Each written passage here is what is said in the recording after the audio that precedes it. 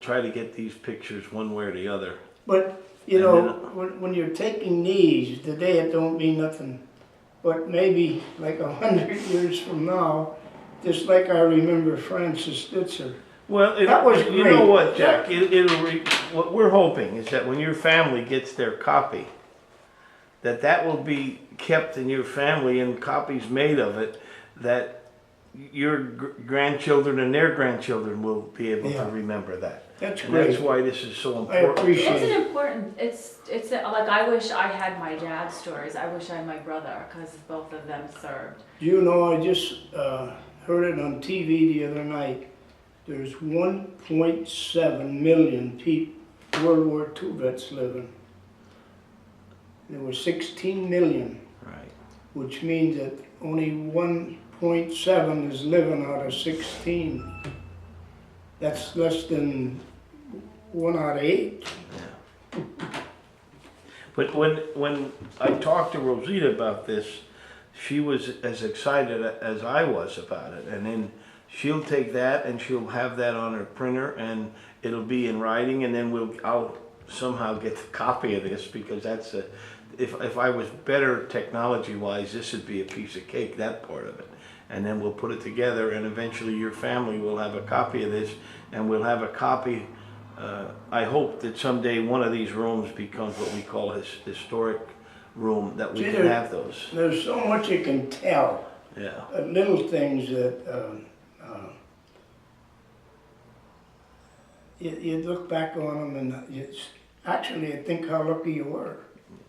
To be truthful with you. See, now you said it before we started, that after we're finished, you'll be thinking of a lot of things you could have You said. could go back on. Yeah, we You could. could go back on? No, we could. When we first got to France, and I told Tony. Well, let's start with this. No, Jack, it's not even going to not a big seem deal. like You we'll wouldn't- just. It's something I don't know is that, but we, a corporal and I are, you know the hedgerows, you heard of the hedgerows, they were like 4 foot high or higher and 4 or 5 foot thick. And the Germans would build in there and go back, and that's where they'd be when you came through the, but we were in this field. The hedgerows marked the different fields that the farmers owned. And there was only one opening to come into that field with their wagon. And of course, when the tanks came through that opening, the Germans had that zeroed in, and they couldn't get through these hedgerows. But anyway, we were looking for souvenirs. We had just gotten there, I don't remember how close or anything. And we were looking around, and I was following him, and he stopped, and I bumped into him. And I says, "What did you stop for?" He says, "Look down at my toe." And right across his toe was a wire. And we tiptoed out of that field, and we got a grappling hook, they call it, and we threw it in that field and pulled it. And I would surmise right now there was no more than 20 bombs went off in that field. Oh, we were dead. Yeah. There was no question about it. Yeah. And we were cleaning a field one day. You know, like I said, little things that don't mean much. But we were cleaning a big field for an army hospital to move in. And they gave it the okay, it was clear. And I was standing right there, and one officer, "Did anybody check the ditch?" And they went in with the Metal detector or whatever. Yeah, metal, but they found 5 bombs in the ditch, and they were all ready to leave the hospital in. I thought, not funny, of course, but they gave me the okay, it was clear. Yeah. But they would have got in there, they'd have got a few people killed there. Anything There's a lot else? of little things like that. Yeah, but that's the point, Jack. We can turn this back on here. No, that isn't what I'm after at all. No, I know you know, but we want the whole story here.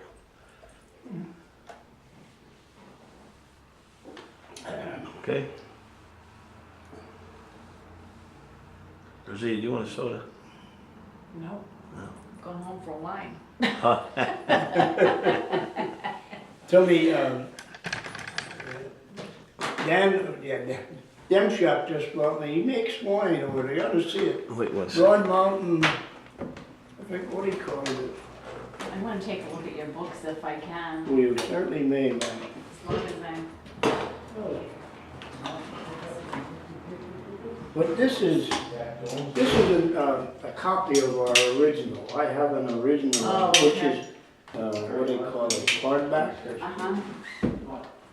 But this is, are you from around here? I'm from Ashland. Oh, yeah. Yeah. In fact, are you related to Glenn Stitzer by Well, he's chance? my grandson. Your grandson, because Yeah. I have a daughter and I remember Glenn in 6th grade, he was in my daughter's class. Oh, yeah? Yep. Yeah, he's Yep, a yep. good boy. What's he up to? He's working up at Danville at what do they call it, for bad kids up there? Oh, like a Mm. detention home of Yeah, sorts? yeah, he's been up there quite a while. He was a big guy, so. Yeah. But there's, did you know Tommy Cuff? I'm not from Ashland. Oh, you're not from Well, I there? mean, I live in, I mean, I am now, but Yeah, well, like, he's some with- names I probably wouldn't really know. Paul anybody. O'Brien. He lived out in Locust Gap. But he have a Ashland here. But you would know these people and otherwise. This listed men that were killed and wounded. Where did you get this book? What is it? This is our, Like a yearbook of sorts? no, it's the one, Just, it's just the one. We got the original in Antwerp when the war was over. They made it, Bob Lurch helped put this together. oh, okay. And here's a poem.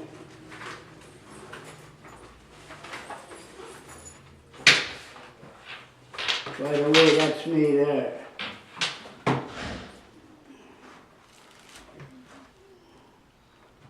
That one? No, this one. Oh, the second one, Joe. No.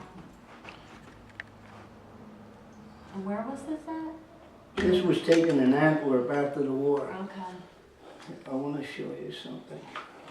This guy is talented.